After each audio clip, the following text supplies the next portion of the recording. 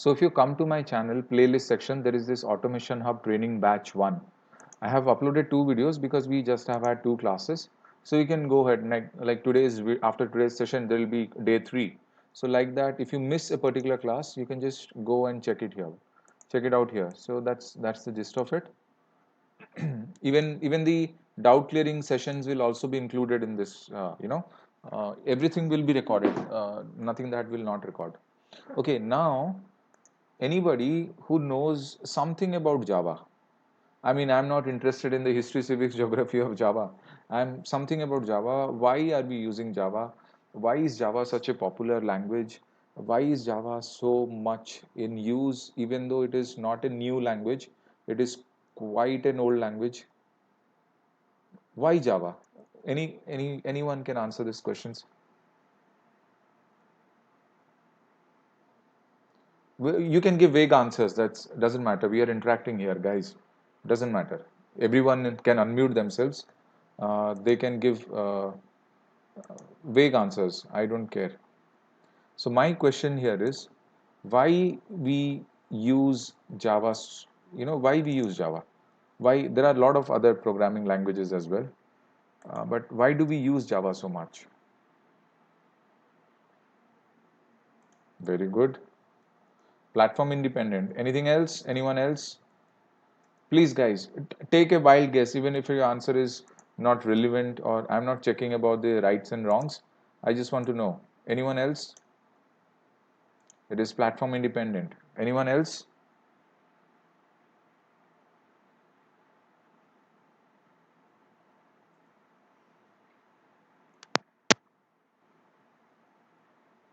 No one else?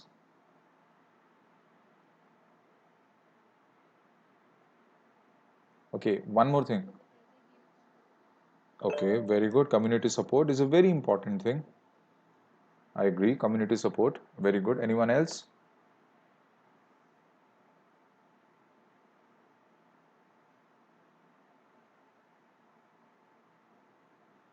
Okay. You know why Java is the most popular? The most popular reason for Java is being secure. See, you must have heard a lot about APIs. What generally happens is, let's say you do something from makemytrip.com.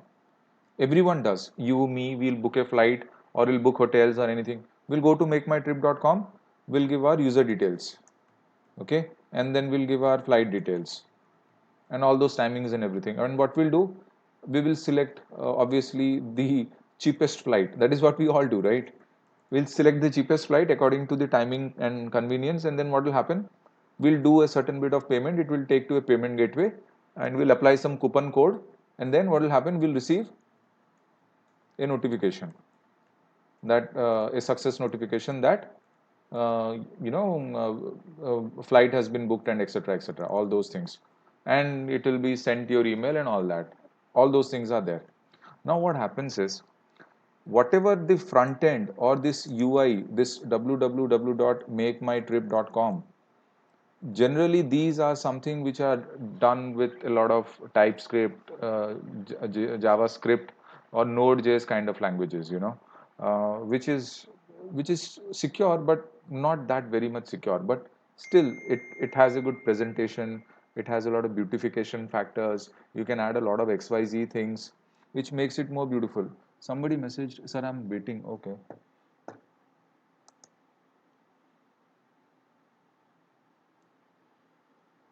Okay. So guys are waiting because they are late.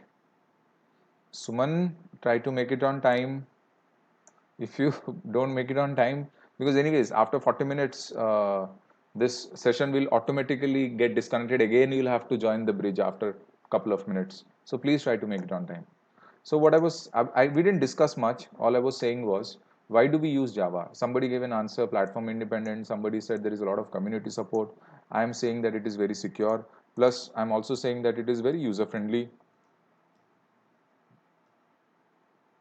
C, C++ are comparatively difficult languages than Java. Python is even simpler than Java. So with time progressing, our coding becomes a little bit more and more user friendly rather than becoming more and more complicated and having lesser references uh, than the past. So what I was talking was, let's say for example, you are in Make My Trip and you enter certain user details, flight details, and you choose the cheapest flight, and receive a notification after going into the payment gateway and all that stuff that you do. So all these front end thing, these are front end thing, or you call them as UI, user interface. Who is the user? You are the user. What is the interface? This this platform, this layer is the interface. Okay, this is what it is. So this becomes a very easy affair. Now, this is very easy, but it is not very secure.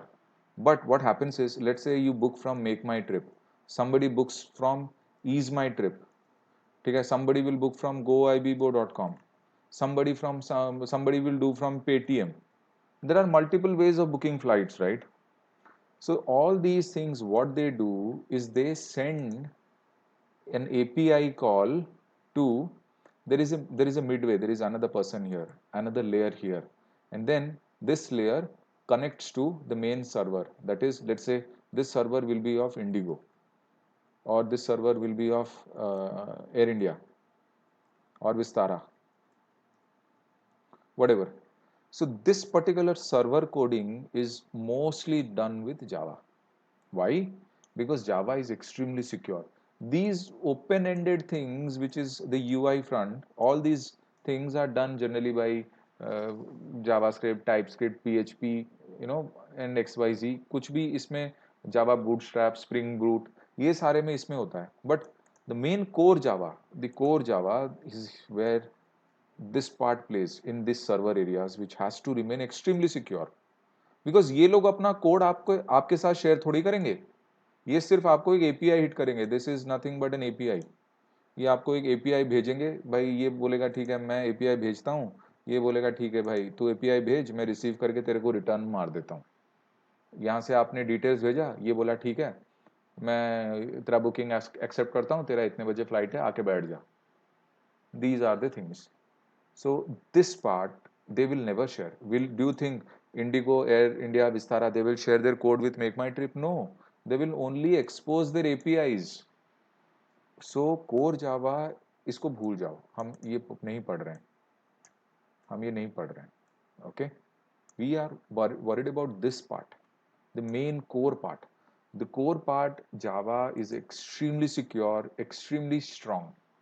There are a lot of reasons why Java is extremely strong and secure. I will tell you uh, all those reasons. First and foremost reason is JVM. I'll write here reasons why Java is so secure. I understand that it is a coding class, but why am I telling you the concept? Because if you understand the very basics of what you are doing, why you are doing, then this knowledge will always stay with you. Okay, so the reason why Java, there are approximately 6 to 7 reasons. The first reason is JVM. JVM is nothing but Java Virtual Machine. इसका basic role क्या है?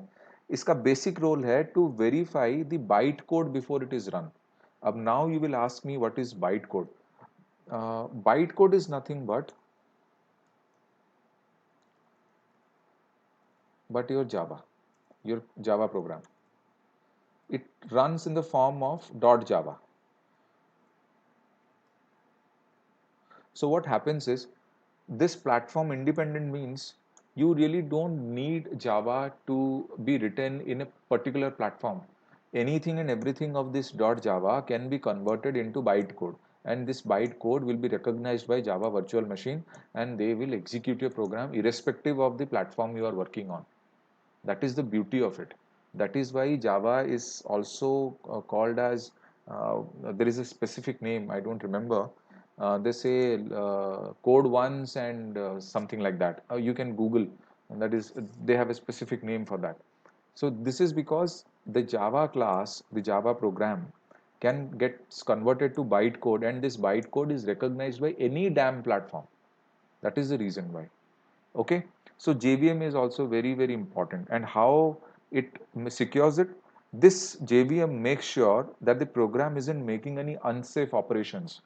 Now how will JVM make sure there are no unsafe operations? See, in a particular platform there are multiple unsafe operations, and these operations generally are performed by certain programs.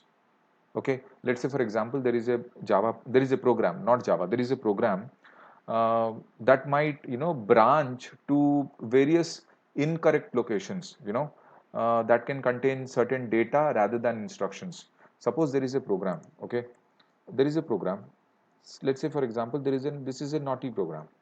Okay, the naughty program or a devilish program written by a certain naughty developer or dangerous developer, this can branch to incorrect locations. Okay, ये अलग अलग locations पे जा सकता है, and it can leave data or fetch data, but it limitations was only to get instructions, but it is doing something else. It is not following the protocol of receiving or getting instructions. It is sometimes leaving certain data which is dangerous or fetching certain data which that program is not supposed to. But sometimes a program can behave like this. Okay, JVM, what it does, it ensures that this does not happen. Only this one happens. JVM makes sure that this one only happens. Get instructions, that is your job. These are the basic principles of your operation. This is what you are supposed to do. Whatever you are supposed to do, that only you will do. You will not spread your wings unless and until you are asked to, or unless and until your logic is desirable to do such kind of a thing. That is why JVM plays a very, very, very important role. Okay, now coming to the other part, why is Java also much secure? The second reason is security manager. Okay, so security manager, like it is a layer present in the JVM itself. Exactly what I've already discussed. It is how does JVM control everything? JVM controls it mostly by a security manager. It is nothing but a simple layer which is present in JVM. That is what it is. It is simple layer present in JVM. So this simple layer makes sure that the naughty code or this code which you cannot trust does not manage to do any sort of accessing some wrong APIs या फिर any other features of some different platform. It will only do what it is supposed to do. So this part is taken care by security manager. Okay. Now, what is the third reason? The third reason is no pointers. In C and C++, you remember a lot of pointers. Here, Java does not support any pointers. So, so there are no arbitrary memory locations which can be addressed, generally which pointers do. So for any sort of read or write operations. So this no pointers concept allows JVM to actually control everything. So Java, so since there are no pointers, they cannot just go to any arbitrary location. They will do which location they are asked to do. Next is the fourth point, which makes Java more secure, are access modifiers. This is one of the reason why like there are how many access modifiers are there? There is private, there is protected, there is public, and there is default. These are the four access modifiers which are there. What do you mean by access modifiers? Access modifiers means public means the whole program can access it because it is public in nature. Protected means maybe within a certain limitation of the program, certain area of the program, it has a certain vicinity. It cannot be accessed everywhere, but it can be accessed. Private means only a certain vicinity can be accessed. It cannot, some other vicinity cannot access this. It is very private in nature. Okay. So these are certain things which we will learn in detail, but because of these access modifiers, Java is more secure. And of course, then there is exception handling. Exception handling is a very, very big and very, very, very important topic. Okay, exception handling can catch the results which are unexpected, and they can report the error to the programmer, which is also you, because you are an SDET, you're also a programmer. And unless and until this it is rectified, that particular error is rectified by you, or there is a certain change in the logic which needs rectification, it will, Java will not allow to execute the code. So exception handling is a very important reason why you know Java is secure. And the final thing which I will say is own memory management. This is another reason why Java is very secure, because the memory management mechanism in Java is very unique, and it is totally owned and developed within Java itself. So no need of any manual intervention. Okay, इसका memory बढ़ाने का है. This is not a data pack. You cannot just increase your data pack like जियो का मेरा खत्म हो गया data pack, थोड़ा मेमोरी वो मेरे को एक्सटर्नल 3D कार्ड डाल देता हूँ, मेरा मेमोरी साइज बढ़ जाएगा. No, this is not what it is. जितना स्पेसिफाइड है उतना ही रहेगा, उतने उतने दायरे में काम करो. ओके, सो कोई मैनुअल इंटरवेंशन नहीं है. There is also a concept of garbage collection. अपने आप ही डिलीट कर देगा, तो मेमोरी को वो यूटिलाइज करता है. It is a very smart memory management. It is not a dumb memory management. It is a very smart memory management. Okay fine, you are not able to use that particular thing. Fine, ठीक है. जावा क्या करेगा, उसको garbage collection में डाल देगा. that all those unnecessary things will not occupy unnecessary memory. Java will clear it off. भाई तू इसको यूज नहीं कर रहा तो खाली फोकट इसको रखने का काय को, हटा इसको. So Java will do that. So you don't have to like, नहीं यार हार्ड डिस्क थोड़ी है कि मेमोरी जगह नहीं है, एक नया मूवी डालने का है, हार्ड डिस्क पूरा जाम हो गया, एक मूवी डिलीट करता हूँ तब इसको डालूंगा ना. जो चीज आप नहीं यूज करते प्रोग्रामिंग में, जावा उसको सेल्फ डिलीट करता है with that is known as garbage collection. तो जब आपको कोई मेमोरी मैनेजमेंट नहीं करना, it is self service, it is smart service, very smart service, very self service. आपको कुछ नहीं करना, जावा सब कुछ खुद करेगा. So these are the reasons why Java is as a language is extremely secure. Any questions in security part of it? Why we use Java? Guys, any doubts so far? Understood? Were you aware of these things prior? Okay. Okay. So now you know why we use Java. कुछ भी चीज use करने से पहले first you should know कि भाई मैं इसको क्यों कर रहा हूँ. दंगे फसाद में भी जाके लोग एक दूसरे को मारते पीटते काटते हैं ना, पहले पता तो लगाओ भाई क्यों दंगे फसाद कर रहे हो. Reason behind it. Everything has a reason, and unless and until you have a strong reason behind anything, you should not go and do that thing. Learning Java is not to get a job. That should not be the real concept behind it. Learning Java is not about learning any programming language for that matter. Should the final aim should not be मेरे को job चाहिए. If your final aim is मेरे को job चाहिए, तब कभी you will not be able to enjoy what you are doing. That is something which you should not do. And I want you to enjoy what you are doing, because when you start enjoying what you are doing, then you will definitely excel at it. Otherwise, you will just, make some kind of, what do you say, mandwali with it. Anyways, any further questions on this? Okay, now, how many of you did not install this Eclipse? सबने कर दिया? Who has not done? Who is not having Eclipse? The latest Eclipse package which I asked to install, the 471 part, 571 MB. I hope everyone has done that. मुझे किसी का नहीं सुनना कि sir 200 MB वाला फाइल मैंने इंस्टॉल कर दिया. नहीं, हमें ये बड़ा वाला फाइल ही चाहिए, क्योंकि बहुत सारी चीज़ें हैं हमें यूज़ करना है. कल को हम बीच में लटकेंगे तो फिर से उस पुराने छोटे वाले को अनइंस्टॉल करके बड़े वाले को इंस्टॉल करना पड़ेगा. तो इसलिए मैंने बोला था कि सब बड़ा वाला ही डायरेक्टली इंस्टॉल करो, छोटा वाला कोई नहीं इंस्टॉल करेगा. आई होप आप लोगों ने मेरी बात मानी है, 571 MB वाला इंस्टॉल किया. अभी एक पर्टिकुलर टूल में काम करने से पहले इसके बारे में थोड़ा बहुत जानकारी जान लेना जरूरी है. ठीक है. एक्लिप्स क्या है? It is an integrated development environment tool. पहले हम लोग नोटपैड में कोड लिखते थे, नोटपैड में कोड भी लिखते थे, उसको एग्जीक्यूट भी करते थे कमांड प्रॉम्प्ट से. आज भी होता है, मैं भी करना जानता हूं इसको, लेकिन नहीं करना, क्योंकि ये जो नोटपैड है ना, ये लिखने मेंटेन करने के लिए, समझाने के लिए, लॉजिक बनाने के लिए आपकी कोई मदद नहीं करेगा.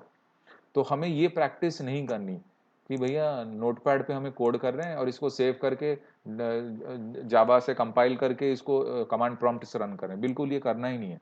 इसके लिए हमें एक्लिप्स मिला है, इंटीग्रेटेड डेवलपमेंट एनवायरनमेंट.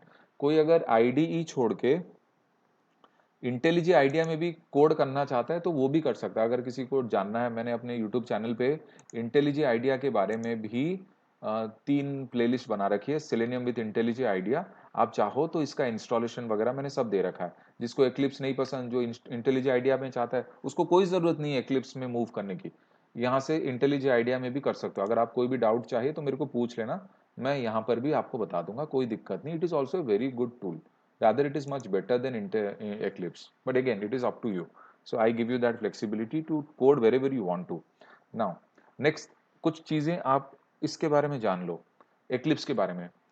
कुछ भी मोस्टली आपका फाइल में काम हो जाएगा। फाइल में आपका 90% काम हो जाता है। आपको फाइल में जाके न्यू करना है, ठीक है, यहाँ पे कुछ भी कुछ आप करते रहो, ठीक है। ये हो गया एक चीज। फिर आ गया हेल्प। हेल्प में क्या, आपको बहुत सारे इंस्टॉलेशन करने पड़ेंगे। हेल्प में दो चीजें याद रखो, इंस्टॉल न्यू सॉफ्टवेयर, ये एरिया बहुत इंपॉर्टेंट है, ठीक है, फॉर ऑटोमेशन टेस्टर्स। और हेल्प में एक्लिप्स मार्केट प्लेस भी बहुत इंपॉर्टेंट है। एक्लिप्स मार्केट प्लेस थोड़ा टाइम लेता है खोलने में। अगर इसको खोलते वक्त इधर उधर हाथ पैर मारे और इस गोल को घूमने वेट ना करने दिया तो हैंग हो जाएगा। अब बहुत बुरी तरह से हैंग होगा, लैपटॉप शट डाउन करना पड़ता। तो थोड़ा पेशेंस रखना। इसको ये मार्केट प्लेस को रिट्रीव करेगा, फिर आप इसमें कुछ भी डालना चाहो, कुछ भी, जैसे कि आप मान लो मेवन प्लगइन ऐसे कुछ डालना चाहो और इसको एंटर मार दो तो ये अपना ढूंढेगा। अब रेलिवेंट है कि इरेलीवेंट वैल्यू और इरेलीवेंट कीवर्ड वहां पे आपने डाला, that's a different thing. But आप चाहो तो देखो, अभी ये कुछ भी कुछ इतने सारे दे दिया, जो आपका मन करे उठाओ, जो आपका नहीं मन करे मत उठाओ।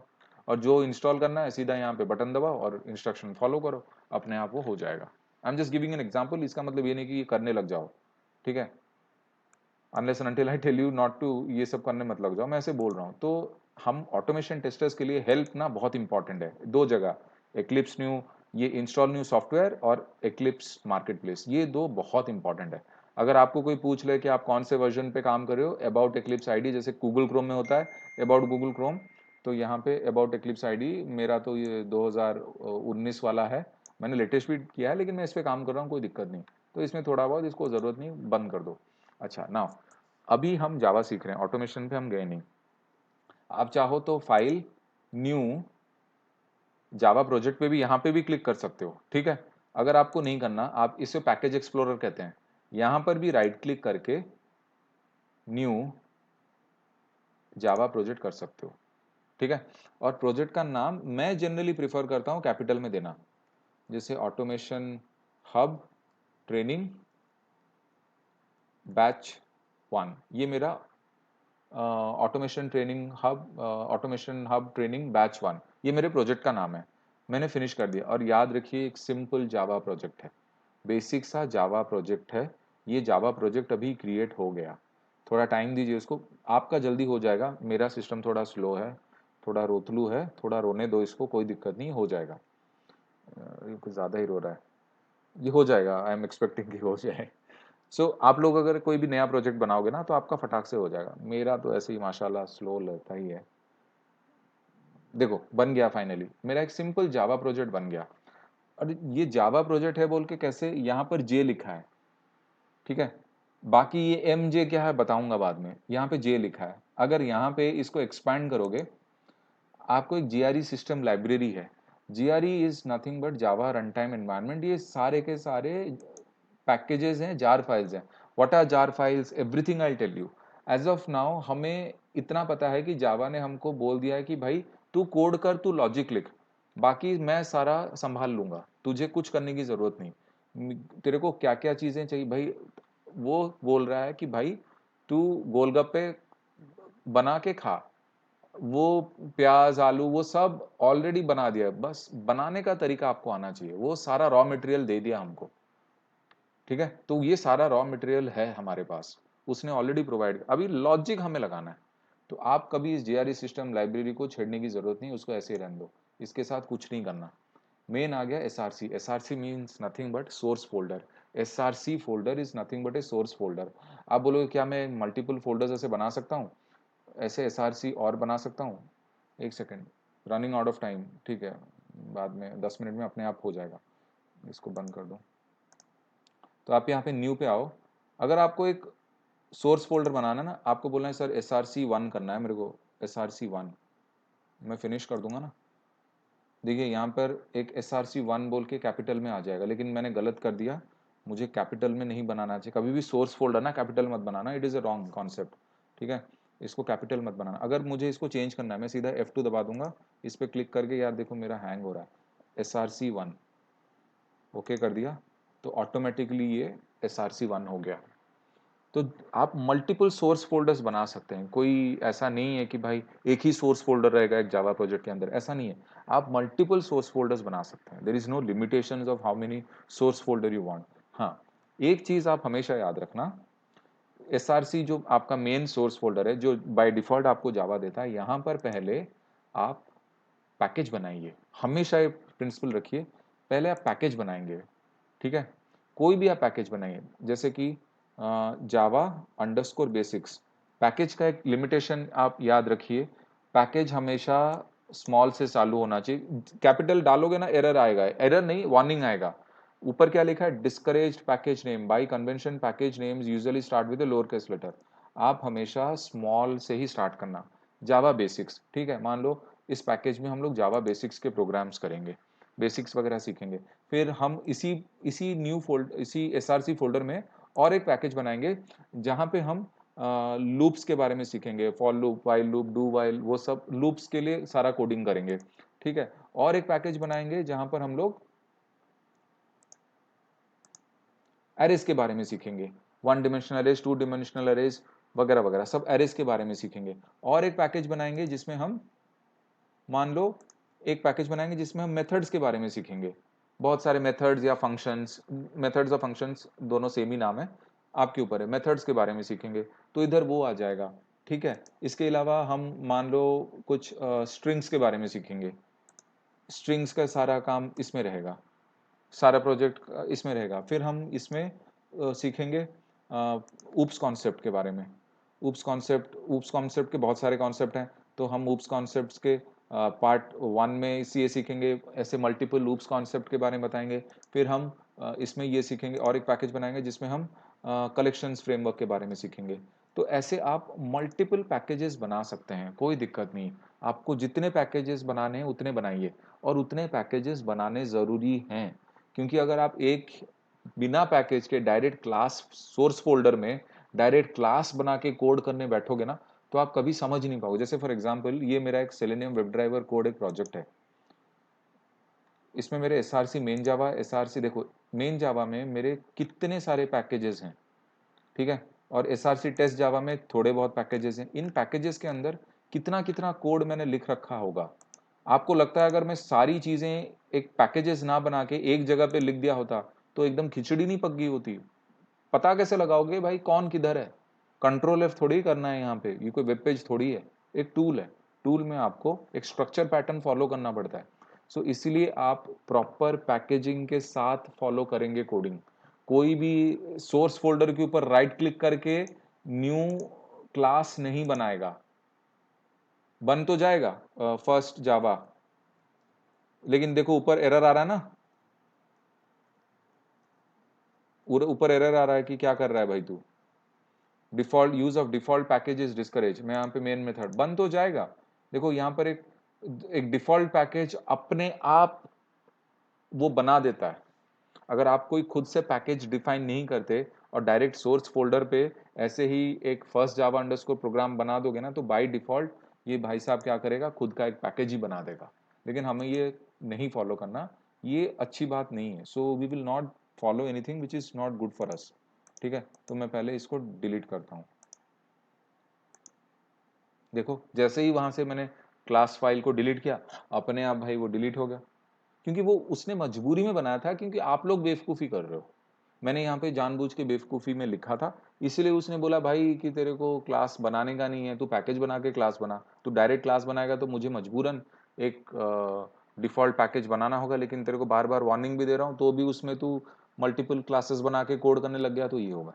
ठीक है, तो वो चीज़ हमें नहीं करनी। नाउ नेक्स्ट थिंग इज, ये मेरा जावा बेसिक्स पैकेज है, ये मेरा पहला पैकेज मैंने बनाया। अब मैं यहाँ पे एक फर्स्ट मेरा प्रोग्रामिंग लिखूंगा, तो मैं क्या करूंगा, इस पर राइट क्लिक करके न्यू क्लास, क्लास फाइल्स क्या है मैं सब बताऊंगा। फिलहाल के लिए आप ये जान के रखो कि क्लास फाइल में मुझे कोडिंग करनी है। मैंने क्लास कर दिया यहाँ पे, और यहाँ पर आप मेन मेथड सिलेक्ट कर लो, ये जो है ना checkbox public static void main string arguments, इसको सिलेक्ट कर लो और यहाँ पे लिखो फर्स्ट अंडरस्कोर जावा अंडरस्कोर प्रोग्राम। और एक चीज ध्यान रखना, जब भी आप क्लास बनाते हो ना, इसको स्मॉल मत देना, अगर मैं इसको स्मॉल दे दूं ना वार्निंग दे देगा। पैकेज कैपिटल स्मॉल होना चाहिए और क्लास का फर्स्ट अल्फाबेट वो होना चाहिए। आप नंबर से भी स्टार्ट कर सकते हैं but not allowed, it's not advisable. ठीक है, आप नंबर नहीं स्टार्ट कर सकते, रादर ये जावा 1.7 से पहले अलाउ करता था, अब तो बिल्कुल ही मना कर दिया। ठीक है, तो आप नंबर ऐसे ही आप अल्फाबेट से स्टार्ट कीजिए, मेन मेथड को सिलेक्ट कीजिए, फिर आप फिनिश कर दीजिए। जैसे आप फिनिश करेंगे देखिए यहाँ पर आपका एक मेन मेथड आ गया। मैं इस कमेंट को हटा देता हूँ। तो यहाँ पे ये बोल दे रहा है कि कौन से पैकेज में है, जावा अंडरस्कोर बेसिक्स पैकेज में है। फिर वो बता देता है कि ये क्लास जो है ना पब्लिक क्लास है, public class first Java program, और यहाँ पर क्लास की बॉडी स्टार्ट होगी। This is where the class body starts, यहाँ से क्लास की बॉडी स्टार्ट हो गई। ठीक है, इस बॉडी के अंदर हमने मेन मेथड बनाया, this is the main method, main method, and from here the body of the main method starts. Okay, and इसका जो बॉडी यहाँ पे खत्म होता है, यहाँ पर body of main method ends, और ये जो कर्ली ब्रेस है end of the class body. Class body यहाँ से यहाँ तक है और मेथड मेन मेथड की बॉडी यहाँ से यहाँ तक है। आप इसको चाहें तो ऐसे लिख सकते हैं। ठीक है, तो यहाँ से यहाँ मेन मेथड की बॉडी और क्लास की बॉडी, अगर आप इसको ऐसे ले आए तो ये ऐसे है। ठीक है, हम लोग जनरली ऐसे करते नहीं है, इसको ऐसे ही रहने देते हैं। ठीक है, सो ये आपके ऊपर है, आप इसको कैसे लिखना चाहो, मैं तो ऐसे ही रहने देता हूँ, मुझे ऐसे ही ठीक लगता है। सबकी अपनी अपनी सोच है कि भैया वो उसको कहाँ रखना। तो ये हो गया हमारा बेसिक एक पैटर्न, एक तरीका, एक छोटा सा क्लास बनाने का जहाँ पर हम कोडिंग स्टार्ट कर सकते हैं। This is the very basics. अच्छा, अचानक से क्या होगा, अभी आप कोई गलती से ना डबल क्लिक ड्रैग करके इसको बंद कर दिया, ये चला गया, फिर इसको बंद कर दिया, फिर बोलोगे सर क्या करूँ, कुछ हो ही नहीं रहा, मेरे को कुछ पता ही नहीं चल रहा क्या हो रहा है, मेरा प्रोग्राम कहाँ गया। कोई ज़रूरत नहीं टेंशन लेने की, कुछ भी नहीं है ना, सब खत्म हो गया। तो आप एक काम करना, एक सेकेंड, ये ऊपर क्यों नहीं जा रहा, window perspective open perspective other Java default, इतना करना है आपको, सारा का सारा अपने हिसाब से आ जाएगा। यहाँ क्यों नहीं रहा, एक सेकेंड।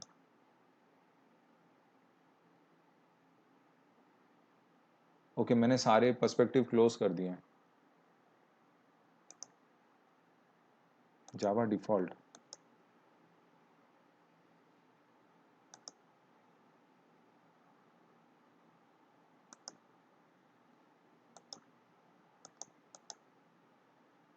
अच्छा, may be this is because of my system issue. Otherwise आप लोग अगर ये प्रैक्टिस करो तो बाय डिफ़ॉल्ट ही आ जाएगा। अदरवाइज आपको चाहिए, आपका कहाँ पर है, तो आपको पर्सपेक्टिव या शो व्यू में जाके आप देख सकते हो। आपको प्रोजेक्ट एक्सप्लोरर चाहिए, ठीक है, तो प्रोजेक्ट एक्सप्लोरर आ जाएगा।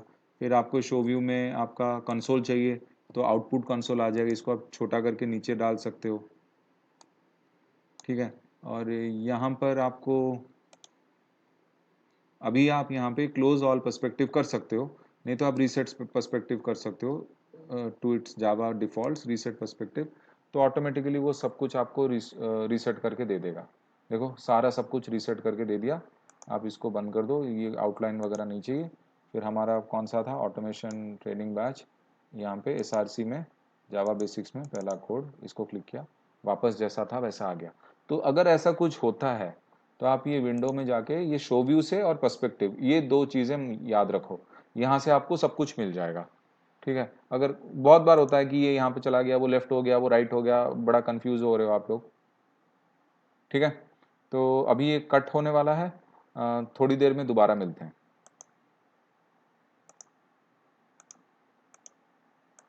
गाइस सॉरी, जूम तो 40 मिनट ही अलाउ करता है ना, फिर वो अपने आप हो जाता है। अभी तक इतने में किसी को कोई डाउट है?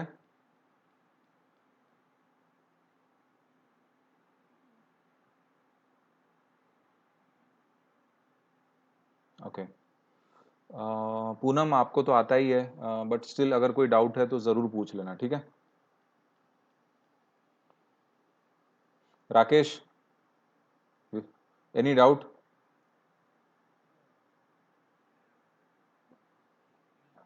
Okay, fine. आकाश, कोई डाउट? सेशन बहुत इजी लग रहा है, डिफिकल्ट कर दूं, ऐसा लग रहा है क्या, या ठीक है? Okay, cool. सो देखो, एक्लिप्स के बारे में जानना बहुत ज़रूरी है, क्योंकि अगर आप एक पर्टिकुलर टूल में काम कर रहे हो ना, जैसे कहावत है हमारी, आई नो डिसरेस्पेक्टमेंट, बोलते हैं औजार और औरत, अगर जो बंदा एक औजार और औरत को ठीक से हैंडल नहीं कर पाएगा ना, उसका सर्वनाश पक्का है। तो इसीलिए ये हमारा औजार है, तो इसको अच्छे से हैंडल करना बहुत ज़रूरी है। आप इस पर्टिकुलर टूल से ही अपना कोडिंग, अपना लॉजिक यूज़ करते हो। अगर आप इस लॉजिक को ठीक से नहीं यूज़ कर पाओगे तो आपका काम नहीं होगा। सो Eclipse में बहुत सारे फीचर्स हैं। This is a very intuitive tool, it will help you a lot. We are just writing a very simple basic Java program, Eclipse can do wonders. Okay, so this is Eclipse में इतने versions क्यों आते हैं? Because Java people and other people need it, they want it. इसमें multiple integrations होते हैं, multiple project frameworks integration होते हैं, बहुत सारी चीज़ें होती हैं। So you have to know what Eclipse actually does. You might not be able to know in this whole lifetime what this tool is all about, but ठीक है, we are not here to learn about Eclipse, we are here to learn in Eclipse. Okay, for that matter, IntelliJ IDEA also. So all these things combined, you need to know in which particular tool you are working. Let's say कल को मैं postman tool open कर दूं, for example if I have a postman tool, अगर मुझे पता ही नहीं कि पोस्टमैन टूल में काम कैसे करना है, मैं उस टूल के बारे में कुछ नॉलेज ही नहीं रखता, तो मैं इसको रन कैसे करूंगा? I will not be able to run that. मेरा सिस्टम माशाल्लाह है, अभी तक पोस्टमैन ओपन ही नहीं हुआ।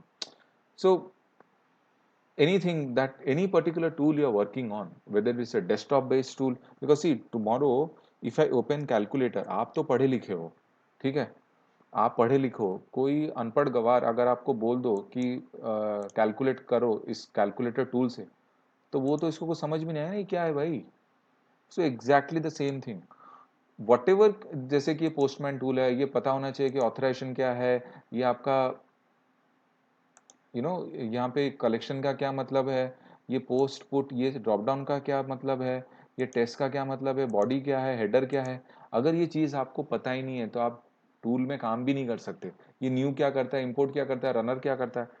So each and every tool का एक लर्निंग सिग्निफिकेंस होता है। So give your self at least couple of hours to learn more about Eclipse. So that will make your life much more easier while you work. So prepare your homework, make your grounds roots very strong for you not to get stuck. So ये तो हो गया एक basic सा Java program. आप आप सारा का सारा लॉजिक यहाँ लिखेंगे, ठीक है? और मैं, या, ओ माय गॉड, सॉरी।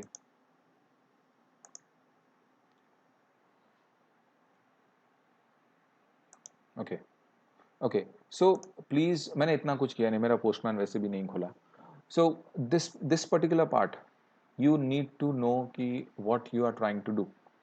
ठीक है, तो टूल को अच्छे से जान लेना, टूल के बारे में कोई भी डाउट हो मुझे पूछ लेना, अगर मैं नहीं बता पाया गूगल कर लेना, अगर गूगल से नहीं मिला तो मुझे पूछ लेना, मैं एक्स्ट्रा गूगल करके निकाल लूंगा। देखो, ऐसा नहीं है कि सबको सब कुछ आता है, we are learning from each other, that is how it is. Okay, it is a give and take relationship. So this is how you will start your programming. Now let me get into something else, and this is very important. We will do a small coding on that. आप कोई भी जितने भी आप लोग यहाँ पे आज मौजूद हो, ऑलवेज मेक श्योर, अच्छा कोई रह तो नहीं गया ब्रिज में, सब लोग ज्वाइन कर लिए ना, या कोई रह गया? नहीं, जितने भी हैं ठीक है। सो आप कोई जितने भी लोग हो ना, जैसे कि फॉर एग्जांपल दिस पीसी में मेरे सिर्फ सी और डी ड्राइव है, ठीक है, मेरे पास ज़्यादा ड्राइव्स नहीं है, किसी का ई एफ जी एच हो, you select a particular place, और वहाँ पे जैसे मैं डेस्कटॉप पे एक प्लेस सिलेक्ट करता हूँ, मैं यहाँ पे ये चीज़ें बनाए, आप लोग सारा ये चीज़ फॉलो करो, एक न्यू फोल्डर बनाओ, और कैपिटल में लिखो सेलेनियम, और आपको लगता है ऑटोमेशन, टेस्ट ऑटोमेशन, जो भी, आप ऐसे एक फोल्डर बनाओ। ठीक है, इस फोल्डर के अंदर आप कुछ और फोल्डर्स बनाओ, जैसे कि एक फोल्डर आप बनाओगे, चाहो तो साथ में बना लो अभी के अभी, ब्राउजर अंडरस्कोर ड्राइवर्स, ये एक फोल्डर है, ये एक फोल्डर आप बनाओगे, कोई दिक्कत नहीं है। ठीक है, दूसरा आप और एक फोल्डर बनाओ जिसका नाम है जार फाइल्स। ये मेरे बहुत सारे स्टूडेंट्स को पता होगा कि मैं इसे क्यों करता हूँ, और उनको ये भी पता है कि इसके फायदे क्या हैं। जैसे पूनम को थोड़ा बहुत, पूनम 2 साल पहले थोड़ा बहुत याद आ रहा है, मैंने ऐसा कराया था आपको HCL में, याद आ रहा है मैंने, और जो मैंने कराया था वो आपको बाद में फायदेमंद ही हुआ ना, rather than throwing it here and there. हाँ, एक second, I ask my dog to go out. Romeo please go out, don't disturb us. Romeo go out.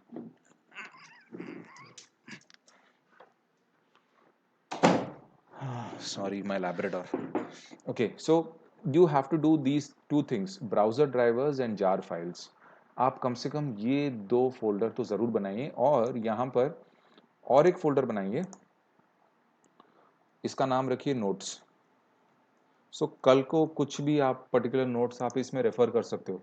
सो आपको कहीं जाने का नहीं है, आपके सारे के सारे इधर ही रहेंगे।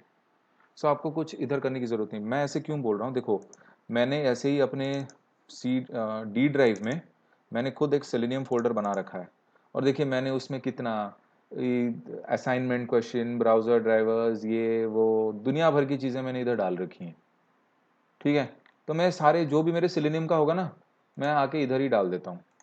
मुझे पता है मैं इधर ही काम कर रहा हूँ, मुझे और कोई फोल्डर में जाके कोई सी ड्राइव में डाला, कोई डी ड्राइव में डाला, कोई डाउनलोड्स में डाला, किसी को डेस्कटॉप में डाल रखा है, ऐसा करने का नहीं।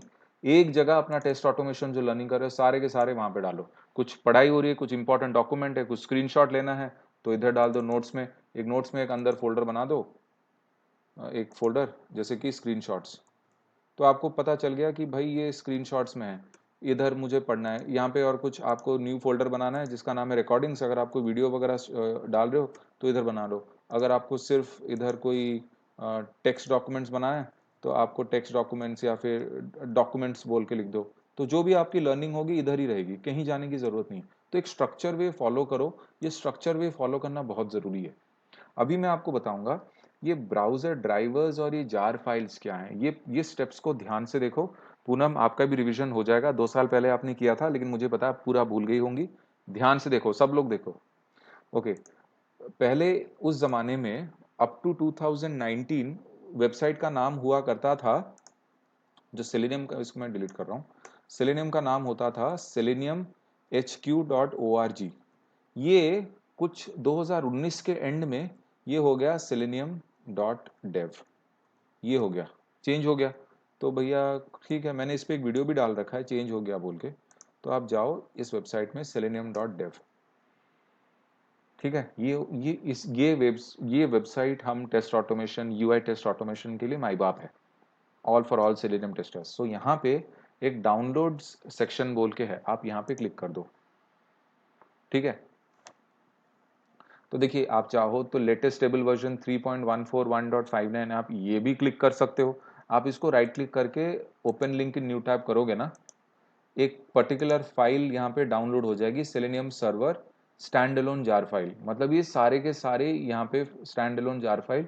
मैं जार फाइल्स क्या होते हैं बताऊंगा। आप इस पर्टिकुलर पेज में, इस पर्टिकुलर वर्जन पे लेटेस्ट स्टेबल वर्जन, वैसे तो अभी 4 भी चालू हो रहा है लेकिन वो बीटा फेज में है, तो ये latest selenium stand alone jar file उठा लो, इसमें सारे के सारे आ जाएंगे।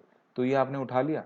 ओके, नेक्स्ट, अगर आप चाहो यहां से नहीं उठाना चाहते, इस वाले को नहीं उठाना चाहते, तो आप थोड़ा नीचे आओ, एक आएगा Selenium client and web driver language bindings.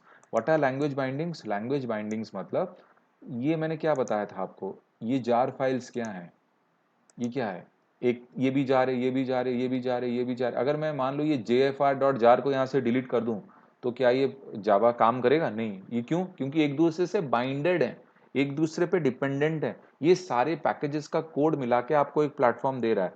सो जब ऐसी चीजें होती हैं उसको बाइंडिंग कहा जाता है। ये बहुत रॉ भाषा में आपको मैं समझा रहा हूँ, आपको यूट्यूब और गूगल पे नहीं मिलेगा।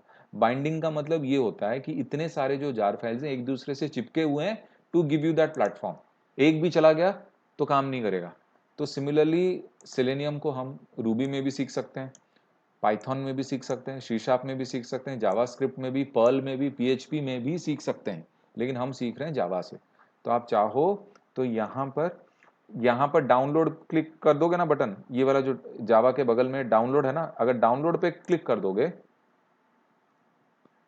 तो देखिए आपके सेलेनियम के यहाँ पे जो सर्वर स्टैंडअलोन जार फाइल ना, ये भी ऐसे डाउनलोड होना चालू हो जाएगा। ये 7.2 MB का है, ये सब मिला के 10 MB का था, आपकी मर्जी, आप जो चाहे डाउनलोड कर लो। ठीक है, ये हो गया। अब आता है एपीआई डॉक्स। ये जावा के बगल में 4 लिंक है, डाउनलोड, बीटा डाउनलोड मत कर लेना, कोई ज़रूरत नहीं है। ठीक है, यहाँ पे स्टेबल वर्जन क्या है, 3.141.59। ये जो डाउनलोड पे क्लिक किया ना, वही स्टेबल वर्जन को 3.141, देखिए यहाँ पे लिख रहा है, एक्सटेंशन में पता चलेगा। लेकिन ये बीटा डाउनलोड कर दोगे तो बीटा में 4-5 वर्जन से 4 पॉइंट समथिंग के हैं, मत करना, अभी स्टेबल नहीं है वो। चेंज लॉग की जरूरत नहीं। एपीआई डॉक्स, एपीआई डॉक्स बहुत इंपॉर्टेंट है, क्योंकि यहाँ पर आपका पूरा का पूरा सेलेनियम का ये बाइबल है। This API docs are nothing but the Bible of Selenium. ठीक है, तो देखिए यहाँ पे सब कुछ आपको दे रखा है, A to Z, जितना पढ़ना चाहे बेटा पढ़ लेना यहाँ से। कौन पढ़ता है इसको यहाँ से, मतलब हम लोग तो अपने नॉलेज के हिसाब से जाते हैं। तो यहाँ से आप देख लेना। ठीक है, वैसे मैं तो नहीं देखता, मैं तो आपको बता दूंगा। ठीक है, तो अब क्या हुआ, अब हम जाएंगे इस पर्टिकुलर जार फाइल के पास, show in folder.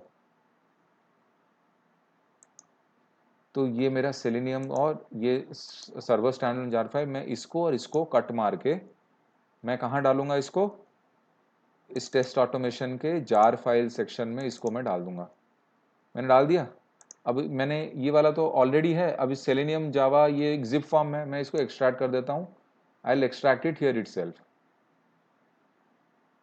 Extract here. तो एक्सट्रैक्ट हो गया।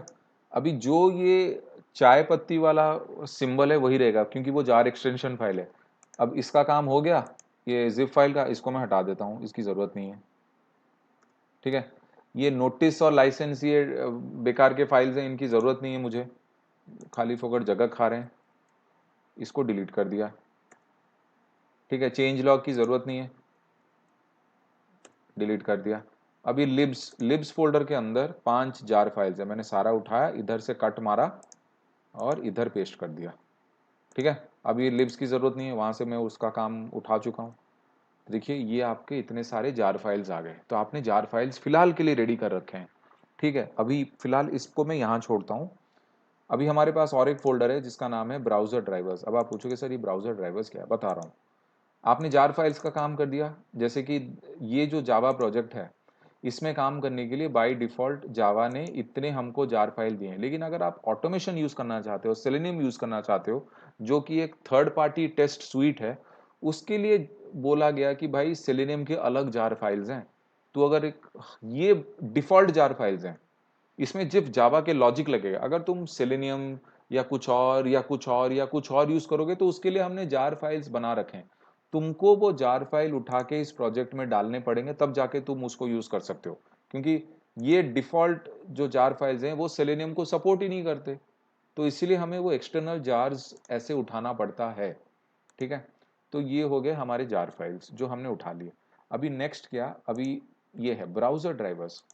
एक चीज याद रखो, what does selenium do, selenium automates browsers. यहाँ पर अगर आपका पहला आएगा अबाउट सेलेनियम, जो selenium.dev बोल के जो मेन वेबसाइट है, यहाँ पर एक चीज होगा, इन सॉलिडेरिटी, अच्छा पैसे मांग रहे हैं, ओके। यहाँ पे क्या लिखा है, selenium automates browsers, that's it. What does selenium do, it automates browsers. उसके अलावा और कोई आंसर देने की जरूरत ही नहीं है। सो क्योंकि सेलेनियम ब्राउजर पे इतना फोकस करता है, तो हम ब्राउजर ड्राइवर्स उठाएंगे। ठीक है, तो अभी मैं डाउनलोड्स पे गया, धीरे धीरे नीचे आया, ये वाला काम हो गया हमारा, इससे नीचे आ रहा हूँ, नीचे आ रहा हूँ, ब्राउजर्स। तो यहाँ पे आप एक्सपैंड कीजिए, और हम बेसिकली 2 ब्राउजर्स पे काम करेंगे, एक है अपना क्रोम और एक है अपना फायरफॉक्स। पहले ज़माने में जब मैंने ऑटोमेशन स्टार्ट किया था 2010-11 में, तो तब सिर्फ फायरफॉक्स था, क्रोम पे ऑटोमेट नहीं हो पाता था। सिर्फ धीरे धीरे बाद में सपोर्ट इम्प्रूव हुआ, लेकिन पहले सिर्फ फायरफॉक्स ही था। ठीक है, तो आज भी हम क्रोम और फायरफॉक्स पे ही काम करेंगे, ठीक है। अभी पहले क्रोम पे काम करते हैं। क्रोम का एक डॉक्यूमेंटेशन ग्रीन लिंक है, राइट क्लिक करके open link in new tab कीजिए। यहाँ पे आपको लेटेस्ट बीटा रिलीज वगैरह चेक करने से पहले आपको पहले चेक करना पड़ेगा कि आपका क्रोम का वर्जन क्या है। अबाउट गूगल क्रोम, मेरे क्रोम का वर्जन क्या है, 91.0.4472.124। तो मैं ये वाला all version are available in downloads, तो मेरा तो ये वर्जन है भी नहीं। मेरा वर्जन क्या है, मैं दोबारा देख लेता हूँ, 91.0.4472, 91.40.4472, मैं ये वाला उठाऊंगा।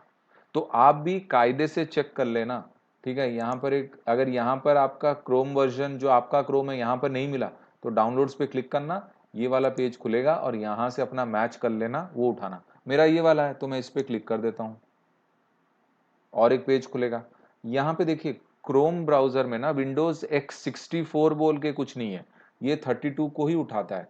गलती से भी जैसे हमारी सुमन है ना, Suman will open for Mac, ठीक है। Suman will not go for Chrome driver, Linux का नहीं, लिनक्स का अलग है, मैक मशीन के अलग है, और हमारा विंडोज का 64 वालों का, 32 वालों का, सबका यही है।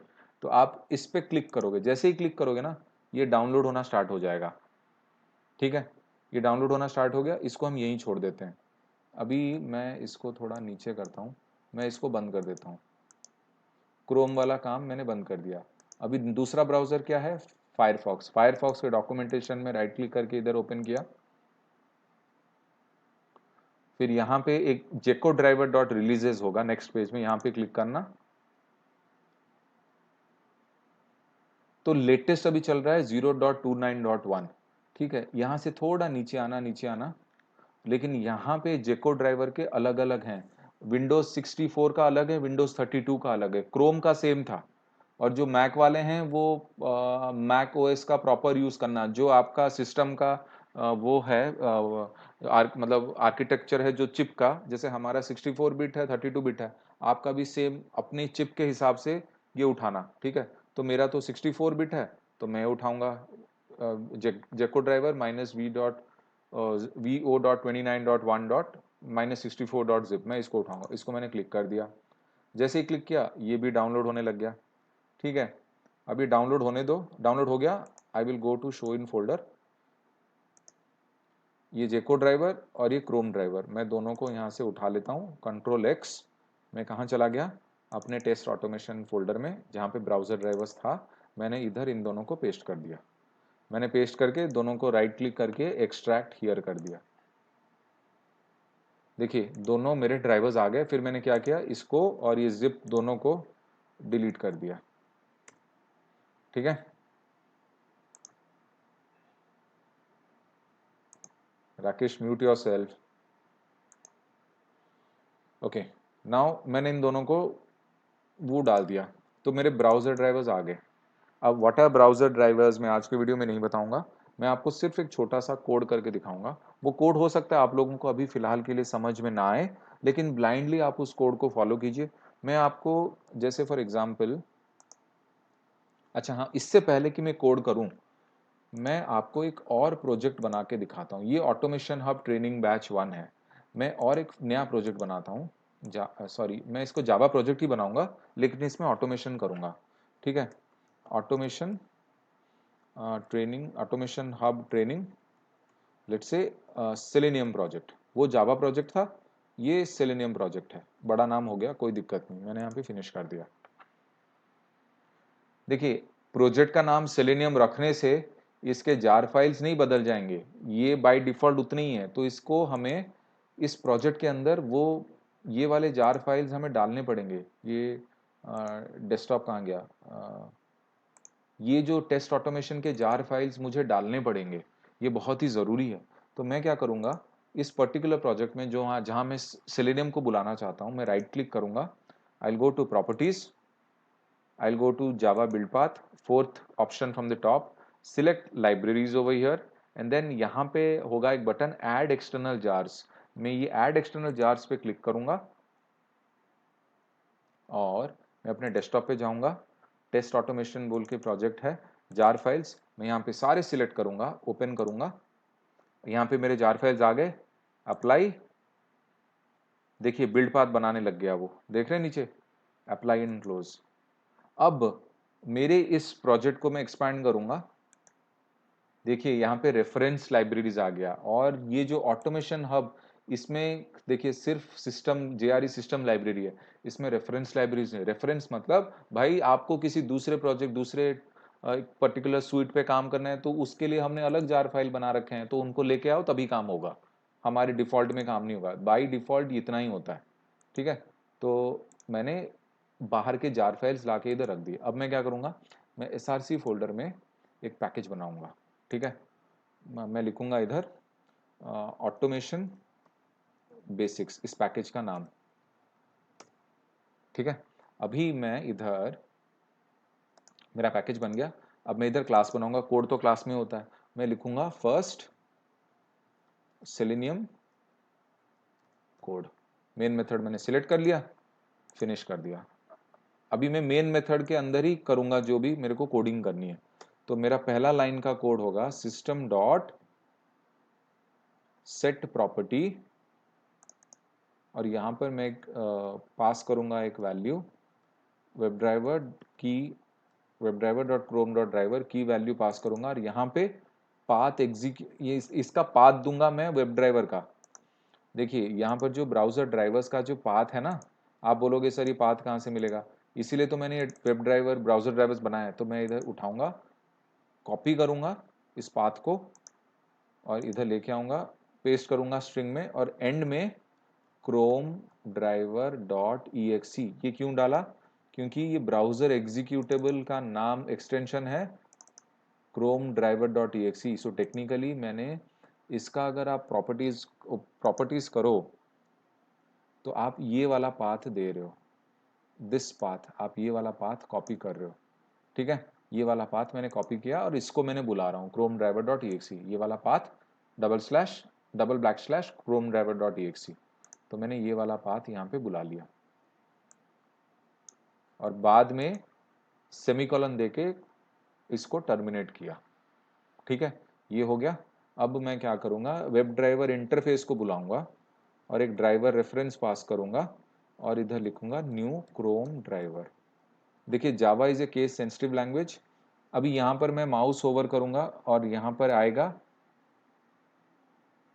Import web driver org.openqs selenium, इस पैकेज से इंपोर्ट करूँगा।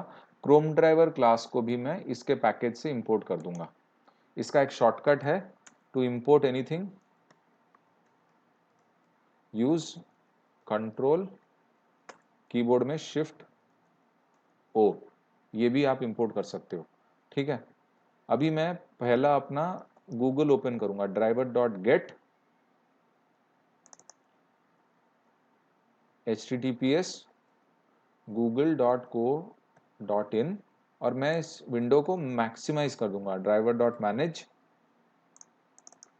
Dot window dot maximize. फिलहाल के लिए आपको ये चीज़ नहीं समझ आ रही होगी, फिर मैं इसको ड्राइवर डॉट क्विट कर दूंगा। मैं ब्राउज़र बंद कर रहा हूँ। फिलहाल के लिए ये चीज़ आपको नहीं समझ में आएगी, व्हाट इज सिस्टम क्लास, ये वेब ड्राइवर इंटरफेस क्या है, ये न्यू कीवर्ड क्या है, ये क्रोम ड्राइवर क्या है, ये ड्राइवर डॉट, ये ड्राइवर को उठा के आपने इसके साथ ये क्या क्या करने लग गए। मे बी आप लोगों के मन में बहुत ज़्यादा कन्फ्यूजन होगा। फॉर द टाइम बीइंग आप लोग बस इतना करो, इस पर्टिकुलर कोड को कुछ दिनों के लिए मेरी खातिर, अगले 3-4 क्लास के लिए इस कोड को एक तरीके से रट लो। हाँ भाई, ये पाथ मत रटने लग जाना, ये पाथ आपके सिस्टम का होगा। मेरे सिस्टम का पाथ है सी ड्राइव यूजर्स, इसका मतलब ये नहीं कि आप भी सी ड्राइव यूजर्स डाल दो। भैया जहां पर आपने वो टेस्ट ऑटोमेशन का फोल्डर सेव किया होगा, वहां का पाथ लगेगा, मेरा पाथ मत चिपका देना। ठीक है, बट बाकी ये तो सबके लिए कॉमन है।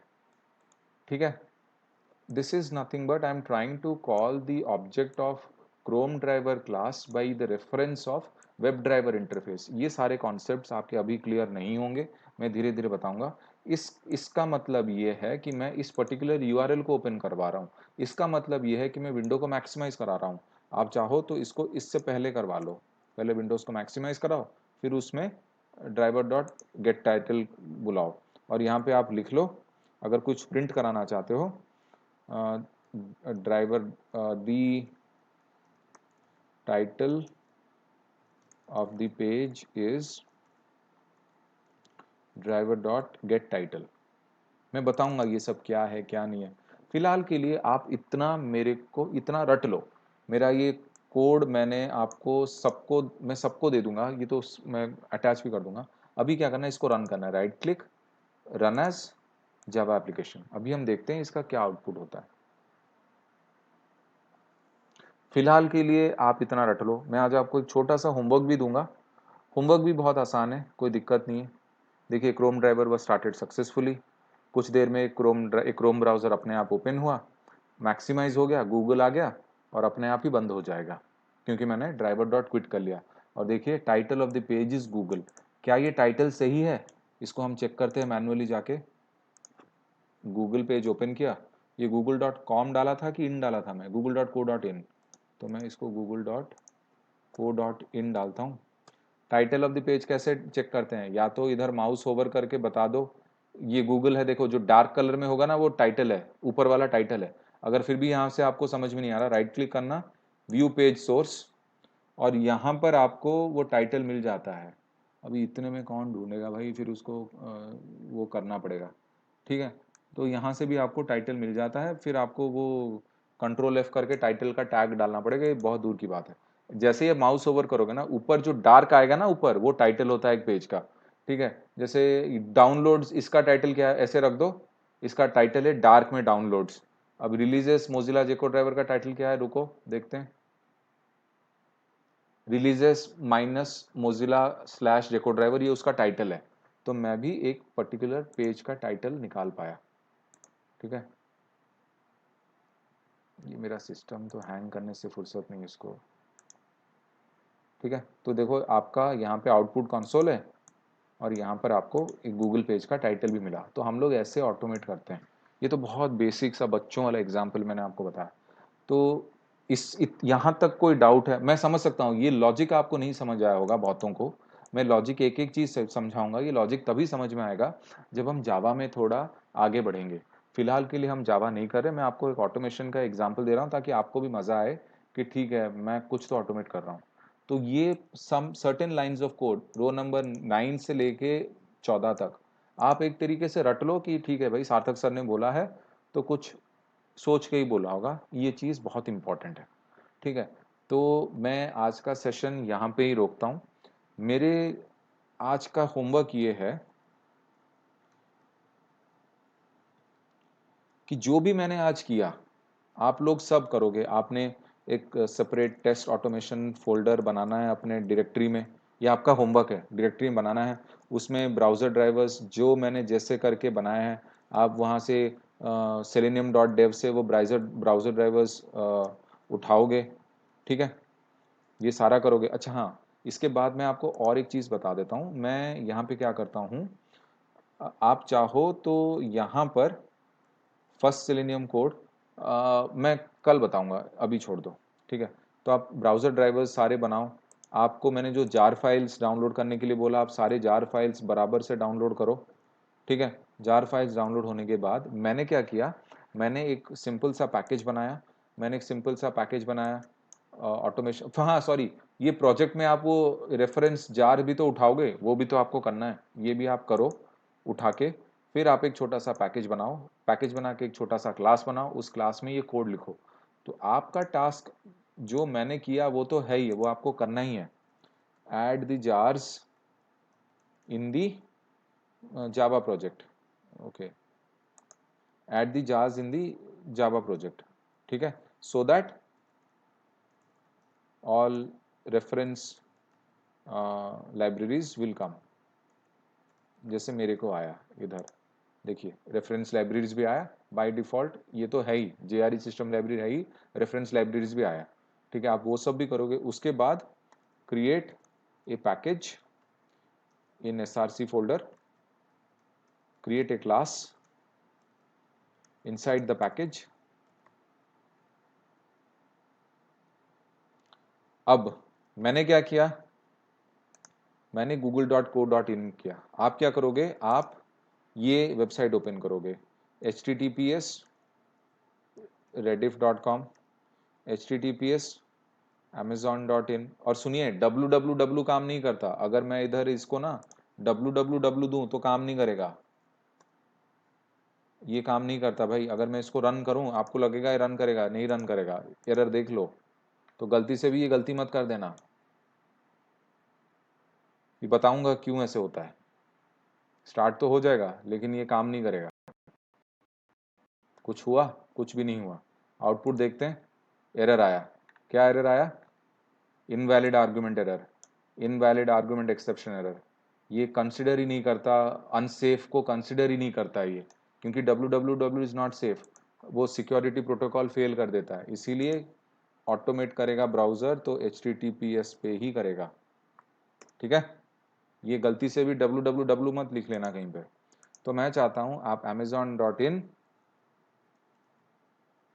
flipkart.in है कि .com है, राम जाने, जो भी है, आप मुझे 3 ये ओपन करके दोगे। ये आपका आज का असाइनमेंट है। ठीक है, तो मैं वीडियो आज इतने में ही पॉज करता हूँ।